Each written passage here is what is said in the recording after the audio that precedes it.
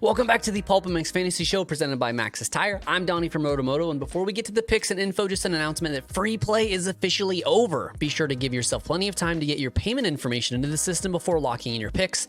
The website will still verify your location both when you sign up in addition to every time you go to make your picks, so please plan accordingly and make sure you will be in a qualified area for each round if you're looking to win the 2024 Yamaha YZF 450 or any of the other great prizes from our sponsors like Maxxis Tire. You know Maxxis Tire. You know their MXST tire designed by the king of Supercross and my all-time favorite rider, Jeremy McGrath. It is the newest and most advanced tire on the Maxxis MX lineup, featuring an all-new tread pattern, compound, and composition to provide the stability, predictability, and traction that the upper tiers of motocross demand. Available at your local retailer and also at motosport.com.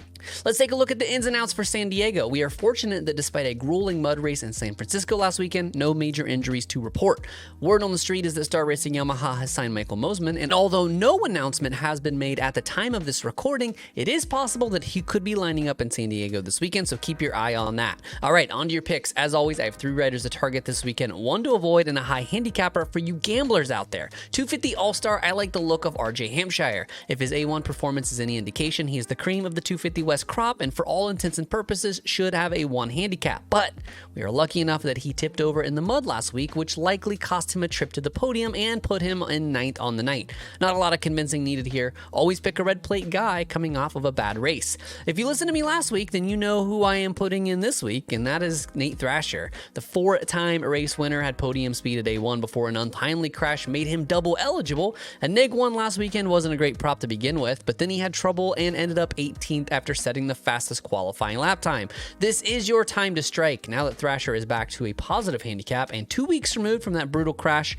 Nate should put up a huge point total this weekend. 450 side, your all-star should be an easy choice with Cooper Webb. The number 2 came out firing at A1, winning his heat race on his way to a sure thing podium before crashing in the same spot of the track that claimed Thrasher and ending up 6th. A so-so day in the mud left him 11th and ballooning his handicap up to where it is now. Coop is notoriously not a great qualifier, but despite that reputation, he was 3rd and 5th respectively this year and should have no trouble covering the spread in San Diego. If you're looking for someone to steer clear from this weekend, I think that's Jorge Prato. His results were commendable in the mud, especially for someone who self-admittedly is not great in those conditions, but his 7th place benefited greatly from others having an off day. A huge pileup in the first turn that claimed Craig, Anderson, and Malcolm, in addition to Jet's uncharacteristic crashes in the main. This could have easily been another low teens finish. No value here until we see how we can handle a proper whoop section.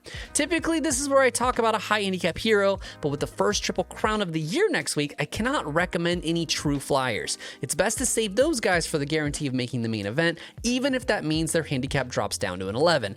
But if you insist on a high handicap, I think it's worth looking at a guy like Benny Bloss. The beta team has had some growing pains early this year, but that doesn't change that Benny has talent. Now that he has crept over the double digits of handicap, his value could be worth the gamble. 250 FFL is still too early to call. Smith has the best average start this year with a 3.0, but with a mutter, it's hard to tell. Beaumare ripping 2 hole shots in Anaheim is definitely worth some consideration as we go back to a similar SoCal condition. 450s, even in the mud, all of the usual suspects were up front, as Chase, Tomac, and Roxon have proven to be some of the best starters in the class, but I think it's still Jets to lose in the dry. I am personally staying away, but it's definitely down to those 4 guys this weekend.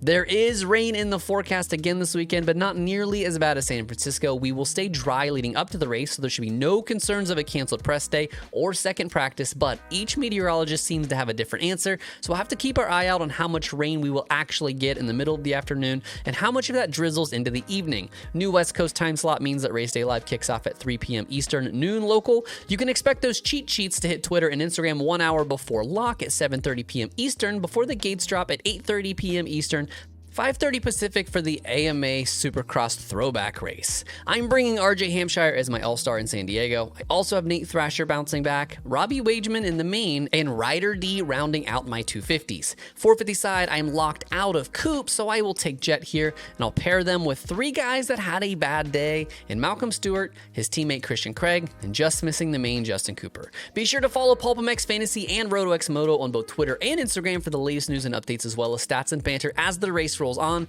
Thanks as always for watching the PulpMX Fantasy Show presented by Maxxis Tire. May your chiz this weekend. Remember that 8 is great. Most importantly, have fun. Good luck, y'all.